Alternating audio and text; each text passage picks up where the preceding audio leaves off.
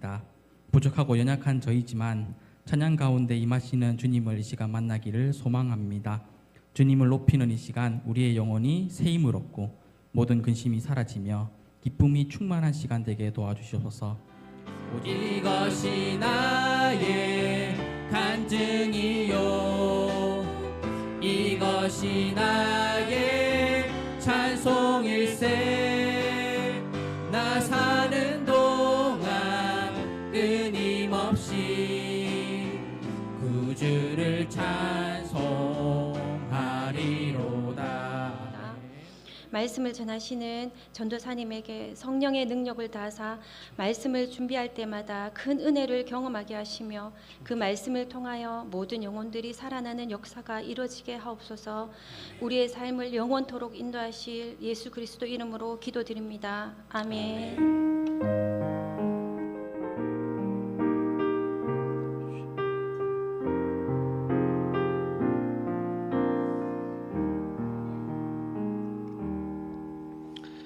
오늘 하나님의 말씀은 요나서 1장 1절에서 10절까지의 말씀입니다.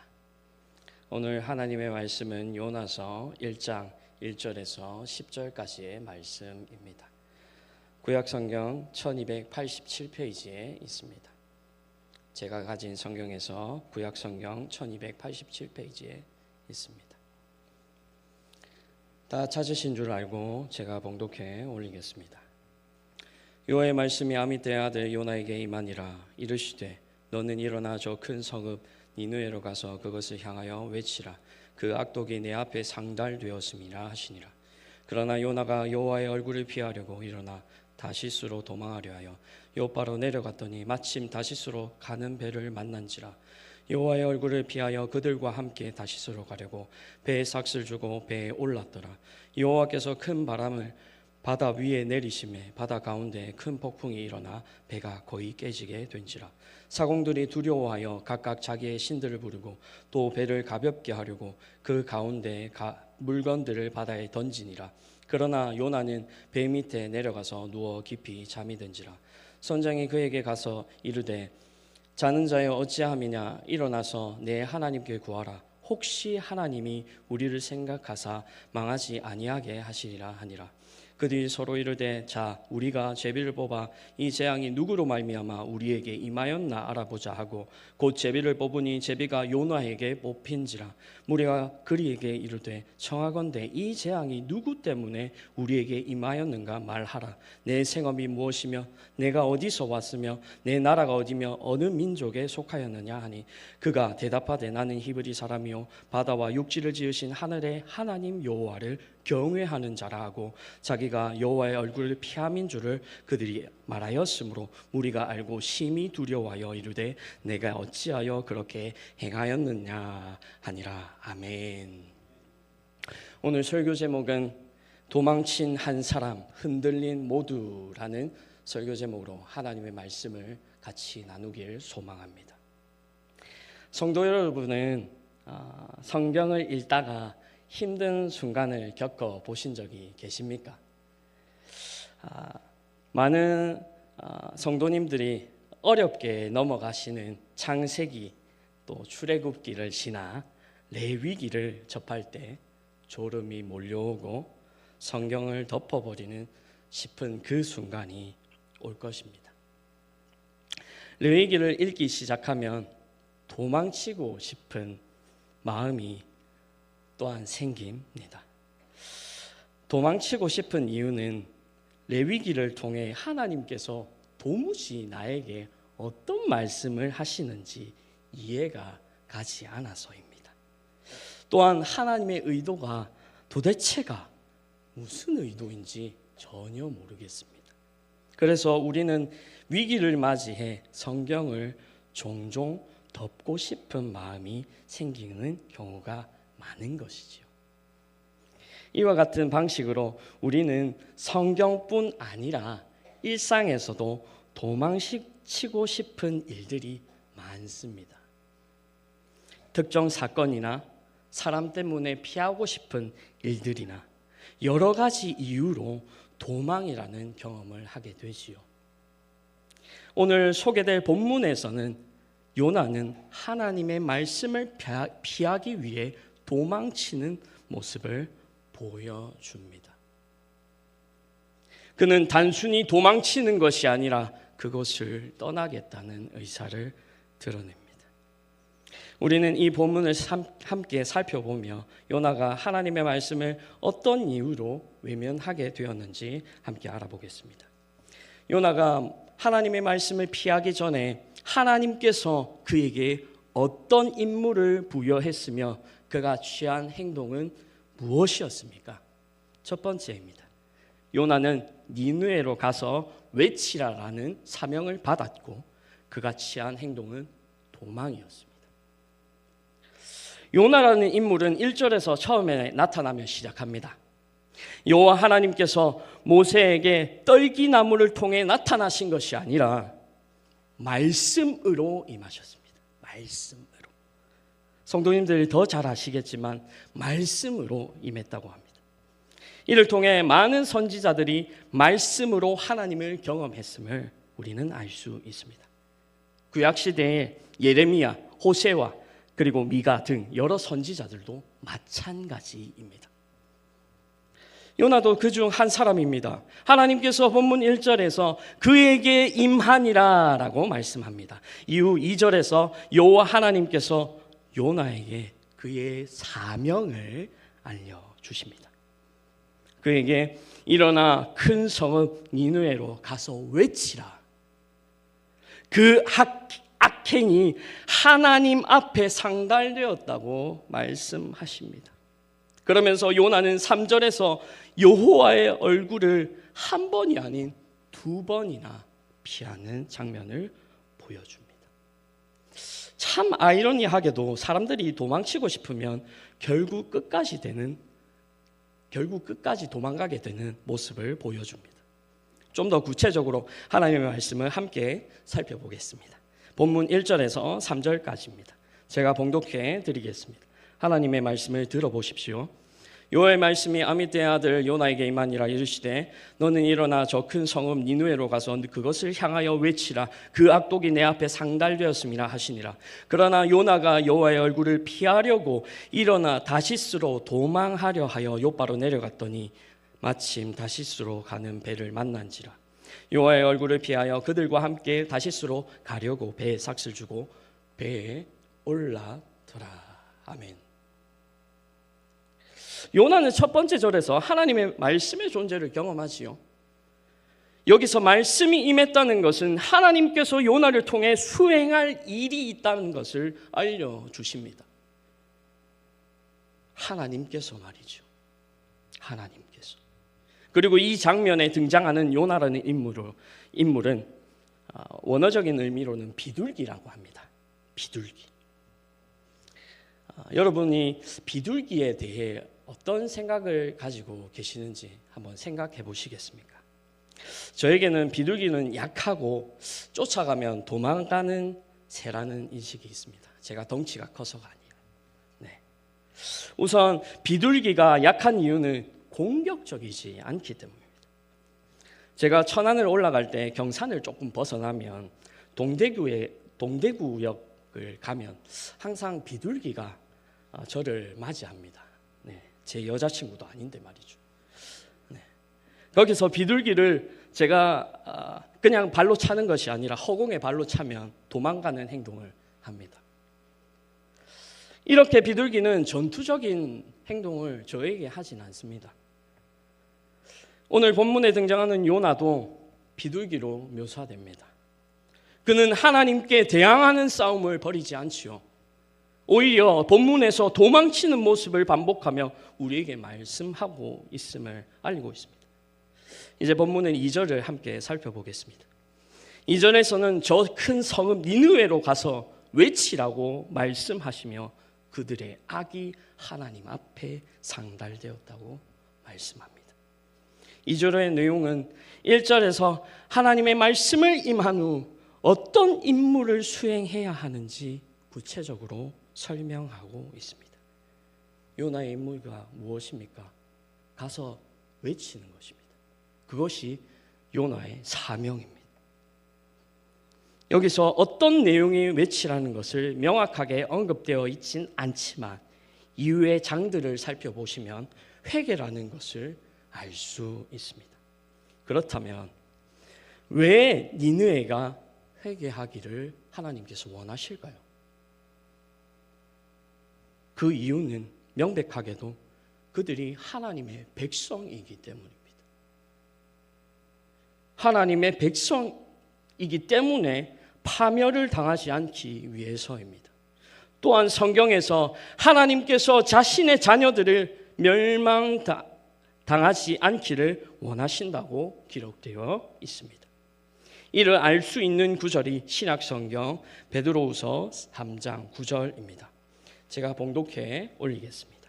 하나님의 말씀을 들어보십시오. 주의 약속은 어떤 이들은 더디다고 생각하는 것 같이 더딘 것이 아니라 오직 주께서는 너희를 대하여 오래 참으사 아무도 멸망하지 아니하고 다 회개하기를 이르기를 원하시느니라. 아멘. 니느웨는 자신의 자만과 악행에 갇혀 힘으로 이웃을 제압하고 폭력을 행했습니다. 그들은 입으로는 하나님을 믿는다고 하지만 그들 마음속에는 하나님이 없었고 우상 숭배에 몰두했습니다. 하나님께서 그들에게 기회를 주고자 하시며 신약 성경의 말씀처럼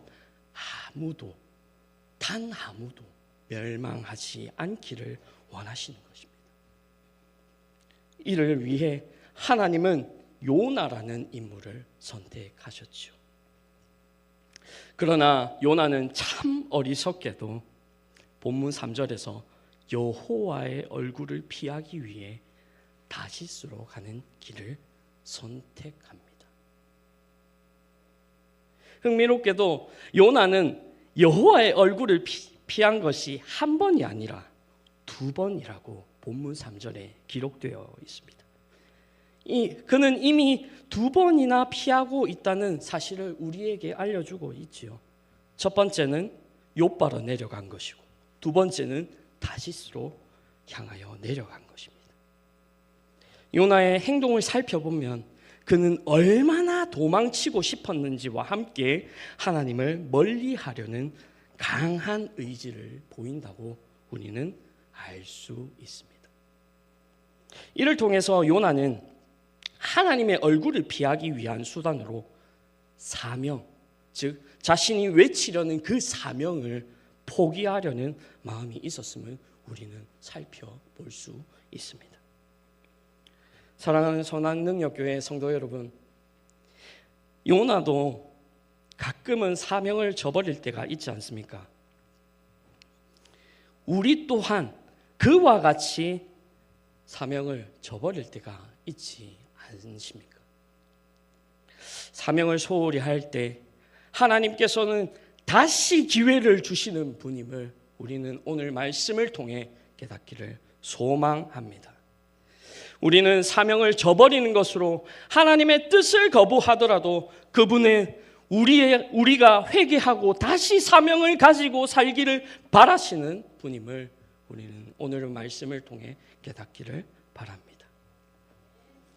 따라서 우리가 요나처럼 사명의 길로 아닌 길로 나아갔다면 하나님 앞에서 진솔하게 회개하고 다시 나아가야 합니다. 이것이 우리 선한능력교회의 사명이 아니겠습니까? 그렇게 살아가는 저와 여러분이 되기를 진심으로 바랍니다. 요나의 도망은 개인의 선택이었지만 그 결과는 공동체의 흔들림이었습니다. 두 번째로 한 사람의 불순종이 다른 이들을 흔들었다는 것입니다. 두 번째입니다. 한 사람의 불순종이 다른 이들을 흔들었습니다. 본문 3절에서 하나님에게서 도망친 요나는 다시스로 가는 결정을 내리지요. 그 결과는 어떠했습니까? 참담했습니다. 참담 그 자체입니다. 이는 개인의 행동이 공동체에 영향을 미치는 방식으로 드러났기 때문입니다. 본문 4절에서부터 10절은 요나의 개인적인 불순종이 공동체에 미치는 영향을 보여주는 장면을 담고 있습니다. 그것이 4절부터 10절까지의 내용입니다. 개인의 결정이 공동체에 얼마나 큰 피해를 주는지 함께 살펴보며 자세히 알아보는 시간이 되었으면 좋겠습니다. 본문 4절에서부터 10절까지의 말씀인데요. 하나님의 말씀을 같이 교독 후 마지막 절은 같이 합독하도록 하겠습니다. 제가 먼저 봉독하겠습니다. 4절입니다. 여호와께서 큰 바람을 바다 위에 내리시매 바다 가운데 큰 폭풍이 일어나 배가 거의 깨지게 된지라.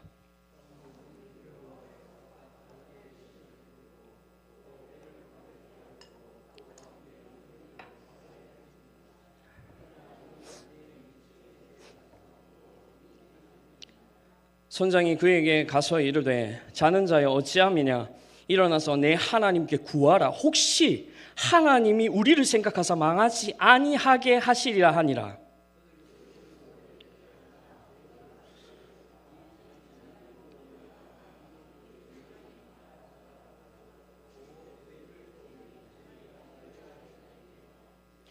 무리가 그에게 이르되 청하건대 이 재앙이 누구 때문에 우리에게 임하였는가 말하라. 내 생업이 무엇이며 내가 어디서 왔으며 내 나라가 어디며 어느 민족에 속하였느냐 하니.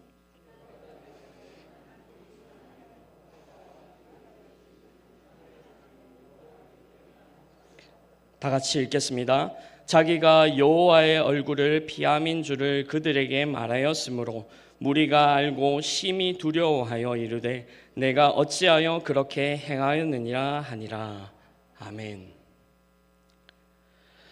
요나의 불순종은 요나 한 사람으로 끝나지 않았습니다. 여호와께서 4절 말씀을 보면 여호와께서 큰 바람을 바다 위에 내리시매라고 말씀합니다. 이 폭풍은 우연이 아닙니다. 성경은 분명히 말씀합니다. 하나님께서 내리신 폭풍입니다.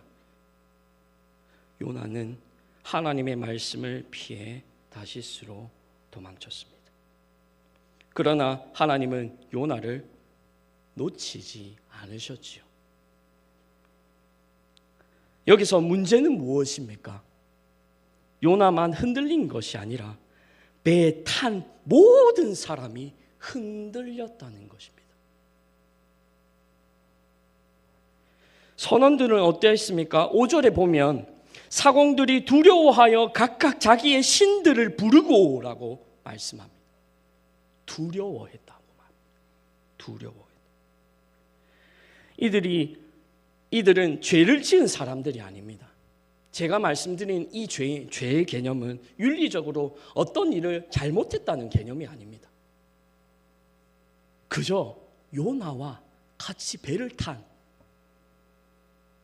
선원들 뿐입니다. 하지만 요나의 불순종 하나로 인해 배가 흔들리고 생명의 위협을 받고 모두가 두려움에 빠졌습니다.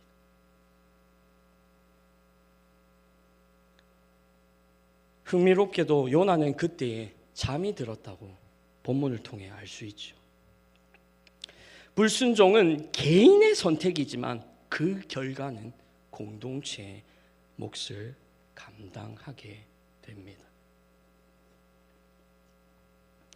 여기서 더 아픈 장면은 앞서 말씀드린 것과 같이 폭풍이 몰아치고 모두가 살기 위해 애를 쓰고 있을 때 요나는 어디에 있었습니까? 5절 후반절을 보면 요나는 배 밑에 내려가서 누워 깊이 잠이 든지라. 이 장면은 우리에게 도대체 무엇을 말하고 있습니까? 요나는 폭풍보다 하나님의 음성이 더 두렵지 않았다고 말씀합니다. 그것을 통해 알 수 있습니다. 양심이 잠들었고 영혼이 잠이 들었습니다. 선장은 요나를 깨우며 말합니다. 어찌하여 자느냐? 어찌하여 자느냐? 내 하나님께 부르짖어 우리를 살게 하라라는 이 말은 믿지 않는 사람이 하나님의 선지자를 깨우는 장면입니다. 불순종한 신앙의 모습이 오히려 세상 사람들에게 부끄러움이 되는 순간입니다. 결국 제비를 뽑았을 때 문제의 원인은 요나에게 있음을 모두가 알게 됩니다. 그때 요나는 이렇게 고백합니다. 내가 헤브리 사람이요 바다와 육지를 지으신 여호와를 경외하는 자라. 라는 그 말씀이 말은 맞습니다. 그런데 그는 삶은 그렇지 않았습니다. 잠들고 있었죠.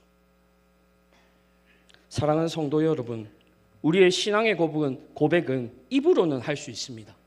그런데 순종은 삶으로 드러납니다.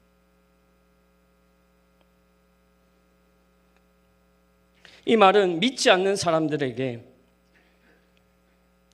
핵심적인 우리의 삶을 드러낼 것입니다. 요나의 불순종은 폭풍이 불러왔고 공동체를 흔들었고 하나님의 이름이 세상 앞에 가려지게 했습니다. 더 나아가 이것이 오늘 본문이 우리에게 주는 분명한 교훈이 아니겠습니까? 한 사람의 불순종이 많은 사람의 평안을 흔들릴 수 있다. 그러므로 우리는 묻게 됩니다. 나는 지금 순종의 자리에 있는가? 나 김지수는 지금 순종의 자리에 있는가 말입니다. 혹시 나의 신앙이 가정과 교회의 공동체를 흔들고 있지는 않은가? 내 행동으로, 내 말로 인해서 가정과 교회와 공동체를 흔들고 있지는 않은가? 사랑하는 선한 능력 교회 여러분, 요나의 이야기는 남의 이야기가 아닙니다. 우리의 각자의 삶을 비추는 거울입니다.